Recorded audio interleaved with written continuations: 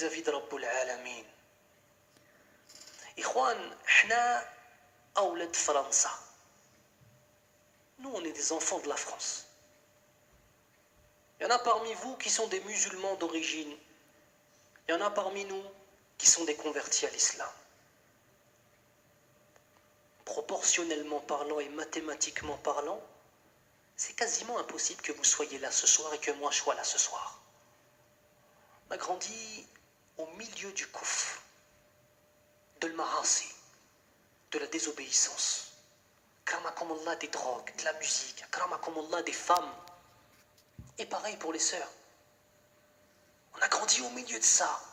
Allah Azza wa Jalla est parti nous chercher tout là-bas. Fi dhulumatil ma'asi. Pour ceux qui étaient déjà musulmans. Il est parti les chercher dans les ténèbres des péchés pour les ramener dans l'islam. Quelle attitude tu vas avoir après ça, ya Akhil Karim? Allah Azza wa Jalla, il t'a choisi.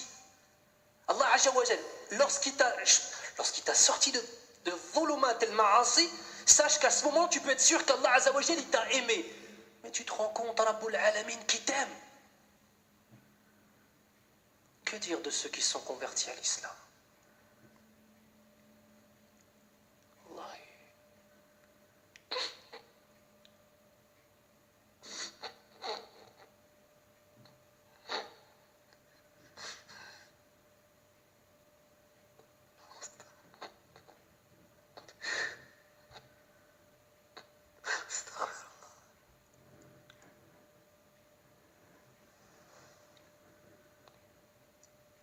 اللهم اغفر لنا ذنوبنا والله.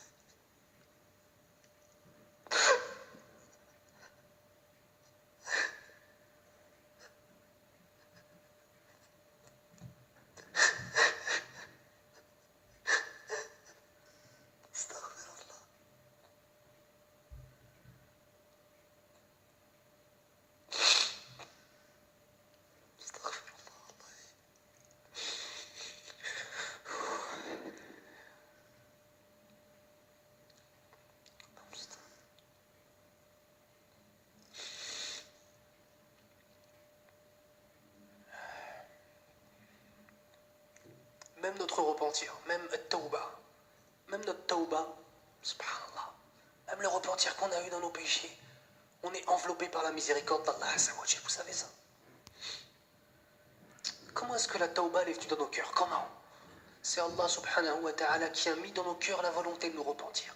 Regardez, ça émane de qui? Ça émane de Rabbul Alamin. Puis ensuite Allah il met le tawfiq, la réussite.